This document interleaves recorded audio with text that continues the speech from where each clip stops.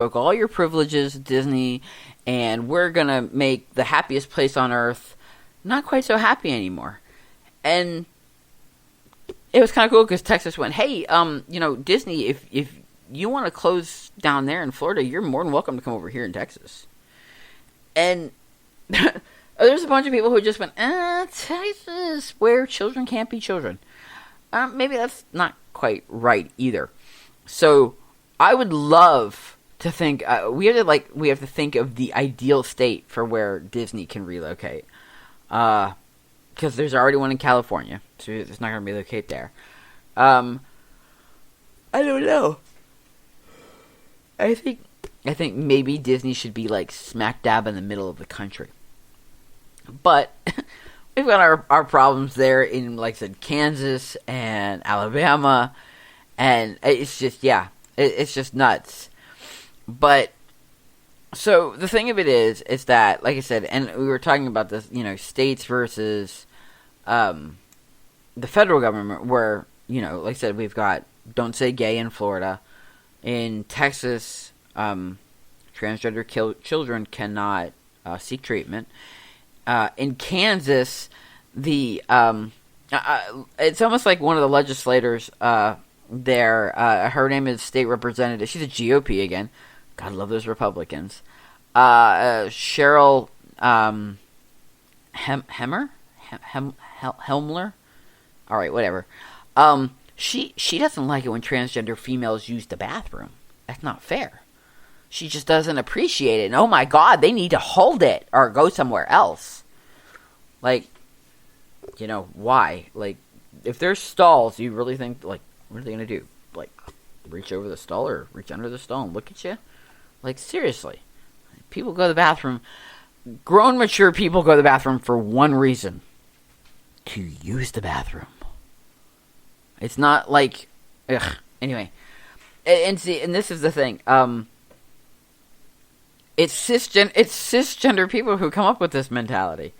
And I don't mean to say, I don't want to sound like it's us versus them, because it's not. It really isn't. It is the world against this mentality. All right, it's the world against this negative mentality that people can't just simply be people. That a person can't just go to the bathroom in a bathroom. That you have to be afraid to hide who you are. And it's really, like I said, it's nuts. It's just absolutely nuts. Like I said, you should be, if you're transgender, it shouldn't matter. I want to find, I truly, truly, truly hope that someday in the near future, you don't have to identify as transgender. You don't have to identify as cisgender. You can simply just be a person. That Leo doesn't have to go, hey, I'm a transgender male. Or that I'm transgender. Leo can just go, hey, I'm Leo. That I can, go, hey, I'm Gabe. It's nice to meet you. And not have people go, oh yeah? Well, what's in your pants? What's on your birth certificate? Well, how come those don't match? No, you're one of those. Yeah. I said, and the thing of it is, and like I said, I think those days are coming, and the reason why I say that is because, like I said, Homeland Security announced new measures to better serve transgenders, and they did this in tandem collaboration with the International Trans Visibility Day back on March 31st. But they announced all these better ways of helping people, all Americans, regardless of gender identity, with technology updates and expanding partnerships with the TSA and the CBP, trying to improve kind of these screenings and helping to respect the dignity of an individual. And they did this, like I said, and that's the thing that gets me, right? Or the key part is respecting the identity and the dignity of the individual. Meaning that, again, if you're male, then you say, hey, I'm a guy. Not, I'm a trans guy, I'm a demisexual, or cisgender. It's just, I'm a guy. Not having to worry about it. So, and some of the things that DHS is trying to do is they want to implement enhanced screening procedures. They want to adoptivate. I don't even. That's not even a word. They want to work on less invasive screening procedures, more effective, but less intrusive. Pre-checks, they want to be pre-checks or inclusions. Updating like the trusted travel program with passports, and like I said, this is the big one. Is they wanted to be able to add the X for the gender marker, so that if you identify as non-binary, you can use it. Nobody's going to question it. There's always going to be somebody who questions it, but you know what I mean. And right now, I said another one, is that, again, the White House, the Biden-Harris administration, is still showing a huge support for transgender individuals by reinforcing that federal protection for transgender kids. And the Justice Department announced this, that it issued a letter to all state attorney generals reminding them the federal constitutional and statutory provisions that protect transgender youth against discrimination, including when those youth seek gender-affirming care. And this is the thing. This is where the administration really butts heads with the states, and why, again, we talk about the constitutionality of these things.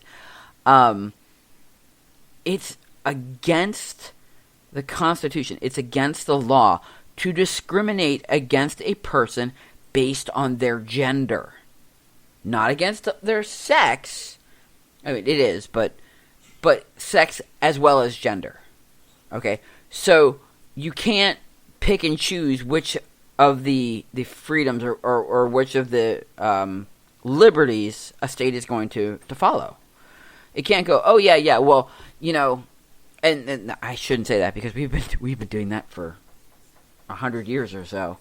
But once upon a time it was, oh, well, you can't vote because you're not the right skin color.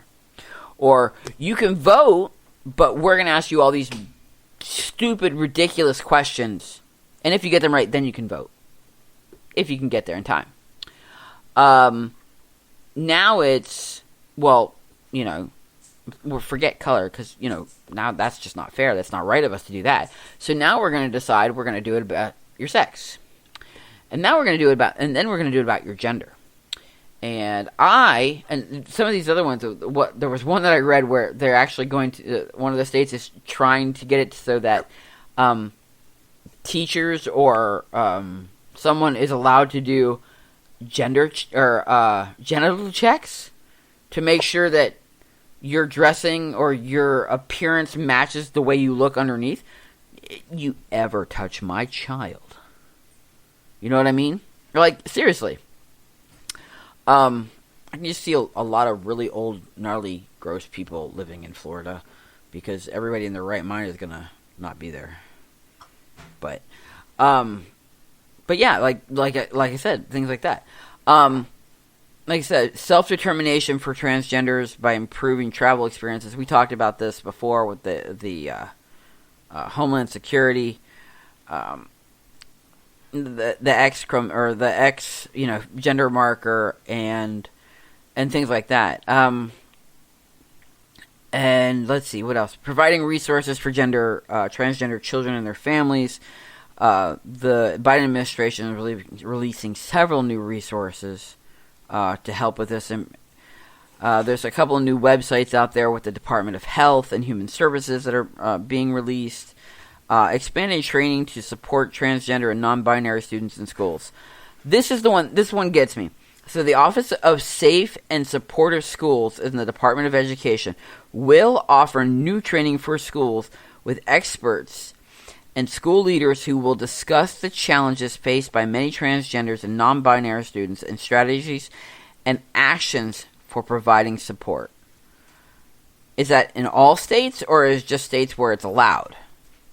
Because, again, I mean, like, if you can't get a school to, back your students, you can't get a state to back the federal government's rules, how are they really going to let any of that in? But again, this is, confirming, the positive impact of gender affirmation in youth health. And again, confirming that gender affirmation care is trauma-informed care. Confirming that helping children through this and young adults through this is helping us to stave off this emotional trauma that people go through with gender dysphoria. We don't want no one. Nobody wants to go through it alone. We don't want other people going through it alone. If the federal government can tell the state governments, hey, look, you need to support this. You need to help these kids get through this. The National Child Traumatic Stress Network is out there, and it's truly to confirm that gender affirmation care is there for children, and to educate that it's not maltreatment nor malpractice to help kids get through gender affirmation. It's just really, like I said, it's really true. And what else we're going to start seeing is we're going to start seeing things like retirement. You guys, some of you will remember this, especially those of us who are my age and older. Back when, if there was a same-sex couple or same-sex marriage, and a partner passed, their partner wouldn't necessarily have access to the retirement benefits because of the same-sex marriage issues. Well, we don't have those problems anymore. Now we are looking at transgender issues.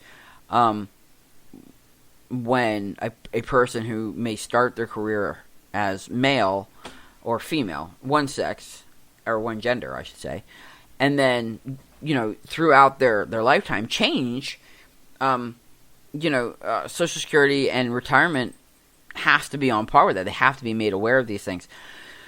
So the federal government is working on making sure that everyone is kind of like on the same ball and making sure that the access to the retirement savings is all feasible, which is good. And the other thing is again, there's FAFSA.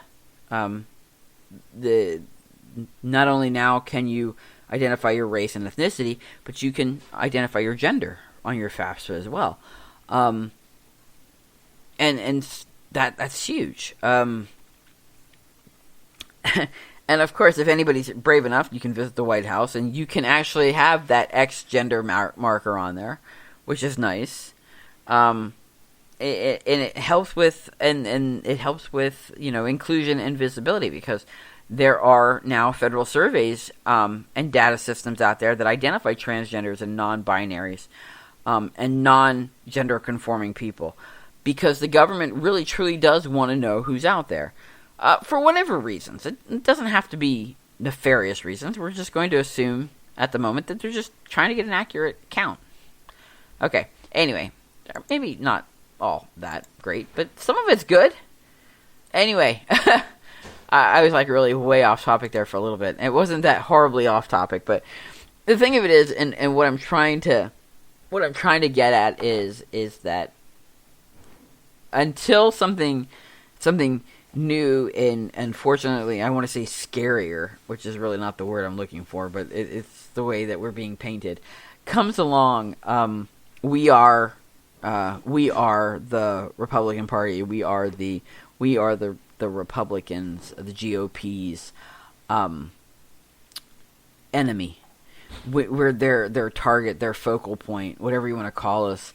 The thing that they're going to smite out this time around, a couple of decades ago, it was same-sex marriage and gays and lesbians, and before that it was blacks and women, and